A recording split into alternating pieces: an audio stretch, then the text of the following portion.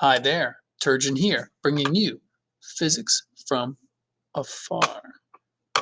This momentum connection is impulse. Impulse momentum theorem should go in here. Momentum by itself, living on an island, not any good, not useful. It needs to be connected to something else. So in this part here, the way momentum is useful to solve physics problems is that it relates to impulse. Impulse is a useful way to connect to momentum, and it's also just a more convenient set of knowns and unknowns to solve a problem, because when you really think about it, when we're solving a physics problem, we're trying to identify which knowns and unknowns make sense for this given situation. I'm going to go over some answers for this problem. I hope you don't hear that really loud Google Meet happening in the background behind me. We'll see. I'll just get a little closer to my. So we have here, and I can't say this enough, especially for classes or for students, they really place a lot of value on getting the right answer. I have to tell you, I've made so many mistakes in my physics understanding and in my life well, not like major life mistakes, thankfully, but in my life and my education, of course, you're going to make mistakes. So there are a couple of mistakes in this. And I literally mean this with all sincerity when I say I want to celebrate those mistakes, because those mistakes represent growth. They represent somebody putting themselves out there. They represent constructive criticism and how we grow from that. Here we go. Number 9 is correct. This person had 24 meters per second. And the way we do that is we first want to calculate impulse, because the information that was given allows me to easily calculate impulse. You could also go right to this equation. You could write down Ft equals m delta v here.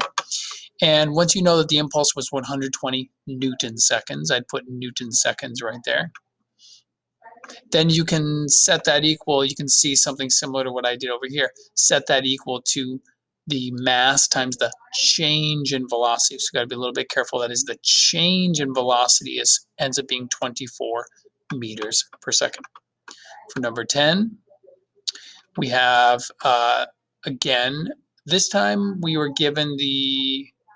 not given the force. So we're going to find the force.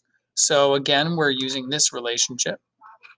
But you're thinking, what was the change in velocity? The change in velocity was 19 because it started from rest. But be careful, the change in velocity is not always going to be equal to the velocity that is the final velocity. If this had said an original velocity of 10 and a final of 19, then the change in velocity that you would put in here would be 9. The momentum is 133. That's equal to the impulse. That's the change in momentum. And when you divide by the time, you get the force of 66.5. Now, number 11 is incorrect. And I believe let me take a look. So what you want to do is you want to multiply the force times the time, because we're looking at Ft equals m delta v. Oh, I see. So the person thought to themselves, oh, I think what they're finding is maybe the additional, but if we look at the impulse is just straight up the force times the time. So that's 75 Newton seconds to the right. Okay, so the impulse is straight up, multiply the force times the time if you have that information. Now the final speed of the iron, this person, would they have correctly, well, 610 would have been the change in velocity of the iron if it were 61. Now, I changed these numbers because kids would get so confused, because in the past I just had 4 as the original and 754 as the final. But this answer over here, so ignore that over there. This answer here should be 700. So this was 750. So 750 plus 140 is 890 meters per second, which is insane. I meant that to sound like a rail gun, which propels a conductive piece of metal with a magnetic field. So I might be I feel like I'm making a dumb math mistake, but 750 plus 140. So, and the reason you get the 750 is when you plug a 775 here equal to 0.1 times change in velocity, you get a change in velocity of 750, which you add to the original velocity. So to summarize, you get an impulse of 75 when you do force times time.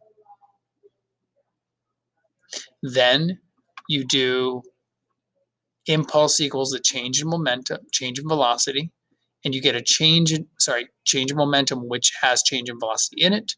You get a change in velocity of 750, which you then add back onto the original velocity, 890 meters per second. That's funny. I keep thinking of it. Now, number 12, this had the classic mistake. So the racket, that's okay. It's okay. These are the mistakes that lead to learning. Most people think that the change in velocity is 2, but I will show you that the change in velocity is actually negative 22. If you imagine two vectors, one vector is going to the right, 10 meters per second, this one here. You have another one going to the left, that's 12. That represents an enormous change from positive 10 to negative 12.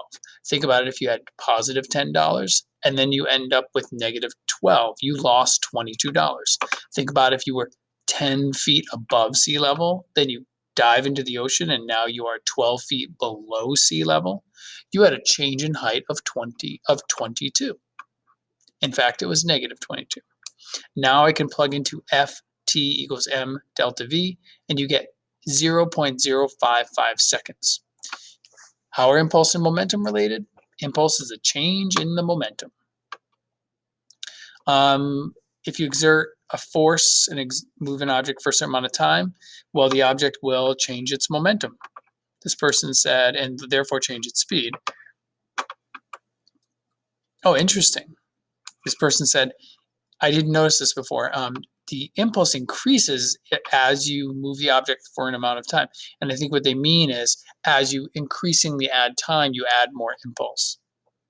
I like this example of the sun. We just have to say that the sun is moving. And you could say it's moving with respect to the center of the galaxy. It's probably moving very fast with respect. I like to say the Earth because the Earth is exceedingly astronomically massive and is moving very fast. Smallest momentum, this person said a p, but I would say a p that's moving very, very slowly. Or you could say something that's motionless would have a momentum of 0. I like to say maybe like an electron. It's moving around, but it's maybe moving rather slowly and has a ridiculously small mass. This has been Turgeon bringing you physics from afar.